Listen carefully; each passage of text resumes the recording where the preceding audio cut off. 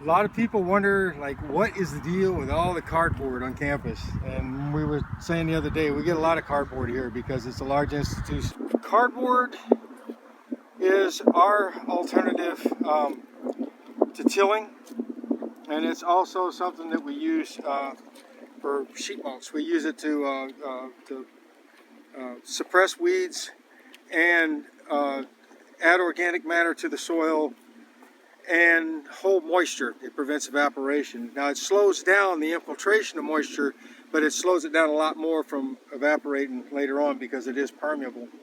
And so what we're doing here is we've got wood chips from the city, and we're slowly but surely taking this whole field right here around all our trees.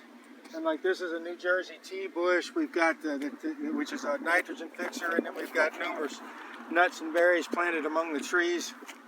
And then we lay that cardboard down, and we're very generous with it. We want to make sure there's no holes in it, and then you just take a truckload of this stuff and start raking it over the top. And what you end up with is something like that over there. And eventually we'll patch these together until the majority of this is covered with this. This does quite a few things, but the first thing that it does is adds a lot of organic matter to the soil, and it begins to drop the pH. The pH here, I just tested it today. We have a pH tester now. And it's about 6.5, which means it's already dropped. It was above 7 and sometimes as high as 8. And this stuff is already bringing the pH down, plus we've applied blood meal to some of the trees, which brings the pH down. We want to get it to 6 ideally. So we'll keep adding this stuff and then occasionally fertilize with dry blood from slaughterhouses, blood meal, and that also adds nitrogen and drops the pH. Cardboard is good stuff because it breaks down. But the other thing that cardboard does is it attracts a lot of worms. And a lot of people wondering, you know, everybody's seen cardboard, but they hadn't thought about it. It's really just 2 sheets of paper with that little corrugated piece right in the middle. Okay? And that gives it 3 layers, and it gives it a little bit of strength until it gets wet, and it slows it down in the breakdown. But that stuff's held together with a glue. And that glue is made of cornstarch, which is the main reason that worms absolutely love this stuff. They eat paper to start with, but this is like paper with icing. It's a dessert. So they go after this stuff like gangbusters, and it blocks out ultraviolet light, which worms sort of have a natural allergy to. That's why they writhe when they get brought up into the light. It actually is painful to them. So this stuff encourages a lot of worms. This connects a couple of activities that we Adrian Dominicans have been involved in for a long time. And one of them is what we called alternative investing. And that was in the early 80s. Now we call it community investing. But this is one of the first ones that we did to equal exchange worker-owned cooperative. It's based in the Boston area, but they have connections in Latin America, Central America, and I believe also in Africa. And they also do organic teas and so on. But it was started by 3 guys that worked together in the New England cooperative.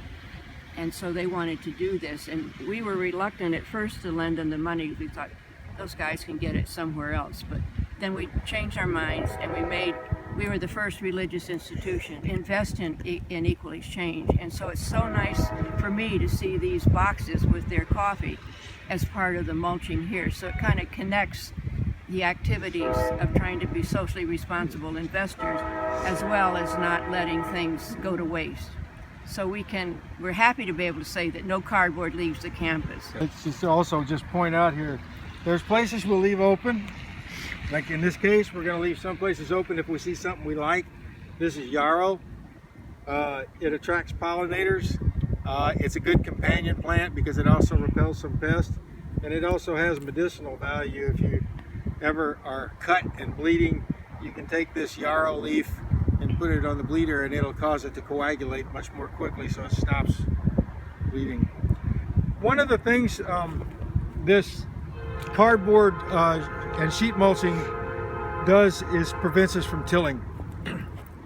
And there are times, for instance, up here where we've got the tennis court and the soil's compacted, we'll till one time to return the tilth to the soil.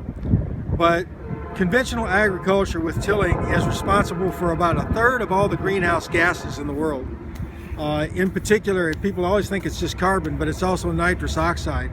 So when you cut open a piece of soil and flip it like that, it exposes it to the sun and to the air. It dries us out. It kills off lots and lots of microorganisms, and in that process of decay releases enormous amounts of nitrous oxide into the air.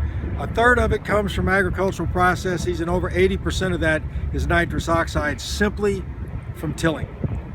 What we do is, by encouraging worms, and I'll say something about worms here. We're on 7.5 acres, which I think is about 3 hectares. A hectare is 1,000 by 1,000 meters. And it turns out that if this much, well, 1 hectare, 1/3 of this can hold 7 million worms. 7 million worms in 1 year without the nitrous oxide release can turn 50 tons of soil. They increase the drainage by a factor of 10, they increase the water absorption by a factor of 6, and they increase the plant growth by a factor of 25%. So that's why we want the worms. And one of the ways we get them is to use the card. But I didn't know all that stuff. I looked it up today and I said, whoa, 50 tons, 50 tons of soil, but they're doing it by cutting little holes in the ground, so they're not destroying the biota that are in there in the process. In fact, they're increasing it because they're castings. And one of the other things that happens with the cardboard when it gets wet, and this is another thing that attracts worms but also adds additional microbes to the soil, beneficial microbes, is that, and if we leave it out here for a week in the wet and open it up, you'll see fungi growing on it. It'll kind of turn green. It's slimy, but the slime is from that cornstarch glue.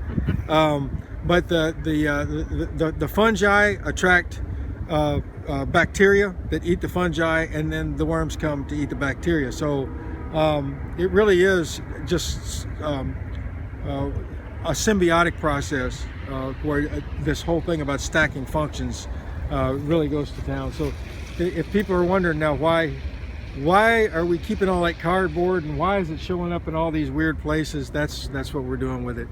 And we're using it to sequester carbon.